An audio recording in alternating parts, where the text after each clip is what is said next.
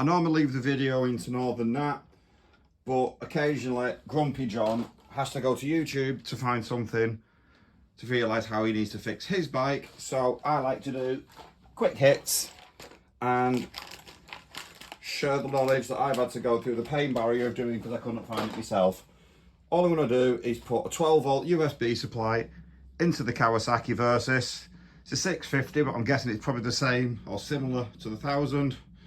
First up are these clips, which are located on the top next to your speedo.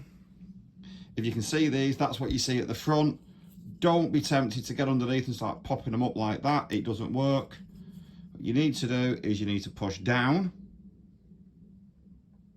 And as you push down, that pin comes loose. It goes in and then it pops up quite nicely without any pressure. And when it goes back in, it pops back in place and you get back to that flush finish. If you start doing this, you will damage the pins on the side. Ask me how I know. Next up, 2 screws out the front. One this side, one that side. And that just slides up, out. A clever person would have probably took the screen off, but that's just something more for me to break, so I'd rather not. Now, inside, if I've got this right, I bought myself a 16 quid eBay special, which is now more than a relay, a USB adapter, and a little bit of wire. And I'm going to press pause and splice the video in a minute. If I've got this right, the relay will hook on that point. The connector is down here that I need to be very careful to get it off the tape without cutting the loom. And I am hazarding a guess that that's the negative and that's the positive for the switched ignition. Over here you can see the hole I've already taken out. All it is a very fiddly Phillips screwdriver that you undo, and you are left with a nice hole which is a little bit tight for the off-the-shelf USB stuff. So you can either open it up or push it through a little bit forcefully and thread it through. Right. I've shied away from cutting at the back in case I went through the loom, so I've picked away at the front, and this should now, it says hopefully, never done it before, this should now untape. I've ordered the right part off cheeky eBay. I should have 4 pins there. Now that one's looked like it's got a little bit of moisture content in it, so I'm just going to give it a little bit of a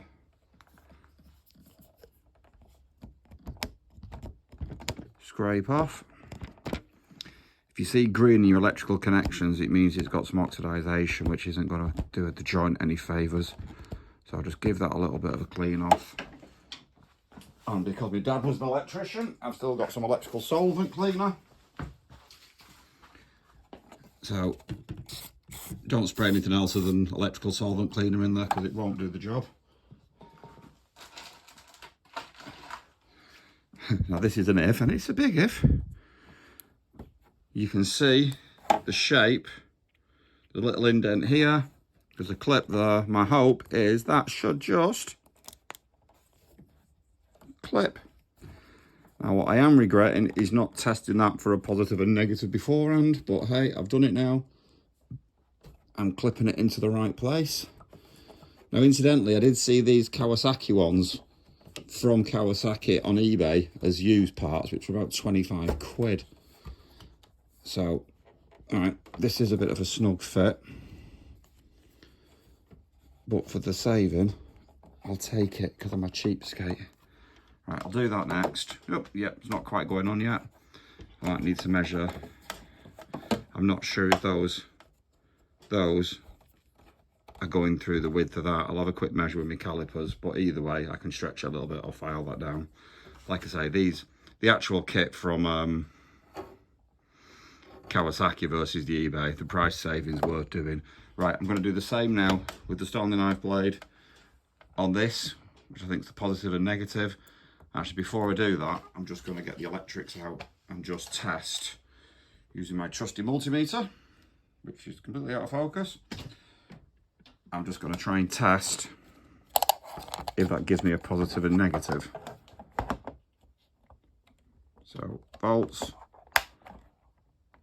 DC. At the moment, I'm guessing that will give me nothing because I think it's a switched USB. So if it's uncovered and not got a plastic sleeve around it, that's normally a negative because it doesn't matter if it touches anything else. No voltage.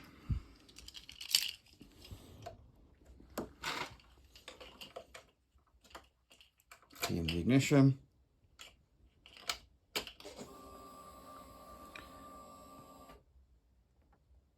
There you go, 12 volts. So the relay's taking a switch current, putting the voltage to these. Like I say, that one uncovered doesn't matter because if it touches a negative or the chassis, it's not gonna do any problems. And those two are my positive and negative. And as part of the eBay kit, it comes with a trusty piece of wire, which blue will go to the negative, red's nearly always positive, or unless it's a weird and wonderful Lucas loom, but you never really know. But in this case, I know that that has to go in that one as positive, that goes on the one that's negative, and then these go on the back of here. One's already noted, if you can see it, as positive, one's negative, so that's just a case of put those together and then push it through the tiny little hole that's on the other side, which I'll try and video myself doing in a minute. Now, what I have found about these videos is to be a little bit tutorial and learn for the people's mistakes. So the clips on the back of here, the last thing you want is that positive coming off, not making a good connection in here, and you've got a positive wire hanging around. These, for an eBay piece of kit, they're actually really good.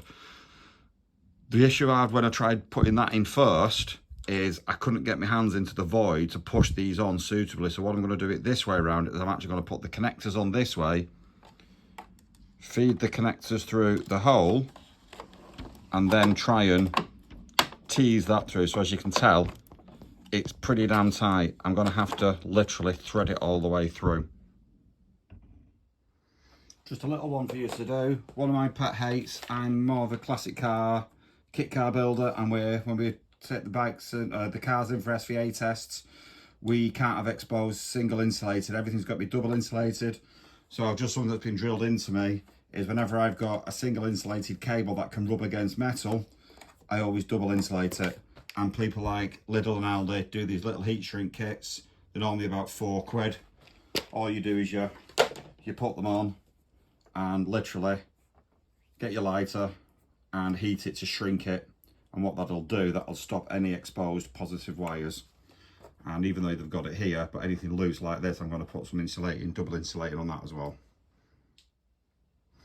Okay, so I've got heat shrink on this bit, heat shrink on this bit, and it literally is just a case of lighter. And you don't want to do it till the cable melts, but you just do it till the plastic starts to shrink.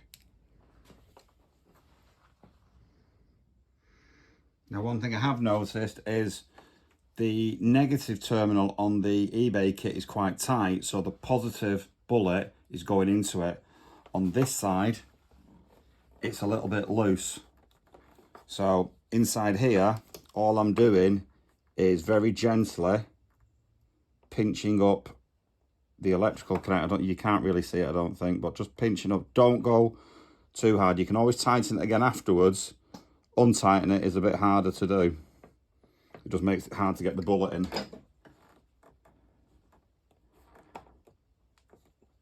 Right, that's quite tight. I'm not going to heat shrink this at the moment because this is a switched ignition. What I've got down here is quite funky little LED lights for driving safety. What I might do is I might wire them into it. So I'm going to tape that up to together for a minute because I might want a switched ignition at some point. Okay, just a word of caution. This plastic is very soft I tried screwing this in using the thread, but I was worried about cross-threading it and it wasn't going in particularly straight. So I got the little Dremel multi out and took a tiny little bit of the circle off, smoothed it off a little bit. Be warned though, it is very soft plastic. When you get your Dremel on it, it will eat into it quite quickly. So I've had to now put the back plate on, the thread on the back.